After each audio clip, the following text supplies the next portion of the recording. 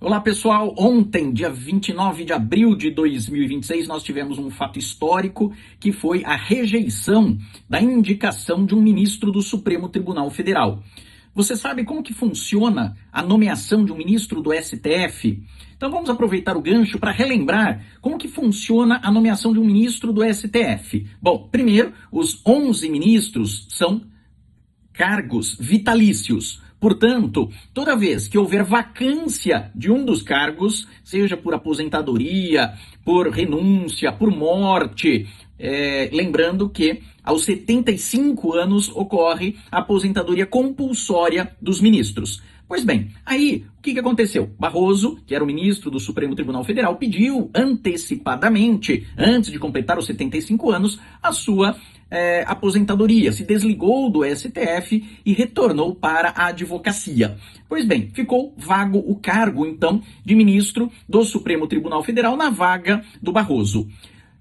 A quem compete indicar um nome é ao presidente da República. Então, o presidente Lula, ele deve indicar uma pessoa que preencha os requisitos constitucionais. Precisa ser brasileiro nato, estar no gozo dos direitos políticos, ter idade entre 35 e 65 anos e notável saber jurídico e reputação ilibada. Estes são, então, os requisitos para ser ministro do STF. Indicado pelo presidente e preenchendo esses requisitos constitucionais. Só que o nome indicado pelo presidente precisa ser aprovado pela maioria absoluta do Senado Federal. É o que a gente chama de sistema de freios e contrapesos. Ou seja, para ocupar a cúpula do Poder Judiciário, você tem o Poder Executivo indicando o nome e o Poder Legislativo, por meio do Senado Federal, dizendo se concorda ou não com este nome indicado. E o que aconteceu nesta quarta-feira? O Senado Federal rejeitou o nome indicado pelo presidente da República. Isto já aconteceu outras vezes, aconteceram 5 vezes em 1894. Isso mesmo, 1894. Ou seja, o Poder Legislativo tem a possibilidade, sim, de não concordar com o nome indicado pelo presidente. Ora, se na votação, como aconteceu ontem, não atingiu a maioria absoluta. O que acontece? O nome está rejeitado. 1894, nós tivemos, foi um ano bastante agitado esse, há mais de 100 anos atrás. 5 nomes que foram rejeitados. E foi uma situação bastante curiosa, porque tem o Barata Ribeiro, que era médico, e ele já estava ocupando o cargo de ministro. À época, ele era indicado, ocupava o cargo de ministro, e depois só que o Senado dizia se concordava ou não. Ele já estava há 8 ou 9 meses como ministro do Supremo Tribunal Federal, Barata Ribeiro, quando o Senado rejeita o nome. Então, foi algo bastante emblemático, deve ter sido ali, um período bastante agitado esse de 1894. E agora, em 2026, volta a ocorrer, essa situação. Isso demonstra, obviamente, algumas situações políticas, institucionais significativas. Por quê? Mostra que o presidente da República, o Poder Executivo, ele está sem força junto ao Poder Legislativo.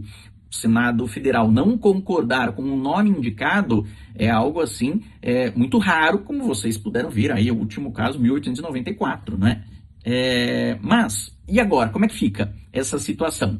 Quem que o presidente da República pode indicar?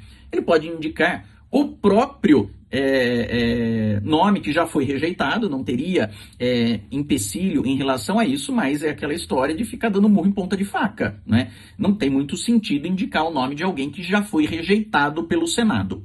Pode indicar uma outra pessoa? Pode, desde que preencha esses requisitos constitucionais. Existe um movimento muito forte e correto, no meu modo de ver, para que o presidente indique uma mulher, para que indique um negro ou uma negra para ocupar o cargo de ministro no STF, o que, no meu modo de ver, seria algo acertado. Mas, enfim, cabe aí ao presidente da República indicar quem ele entender, desde que preencha esses requisitos constitucionais. E, uma vez indicado, será sabatinado novamente pelo Senado Federal. Então é o Senado quem vai dizer se concorda ou não com este nome indicado pelo presidente da República.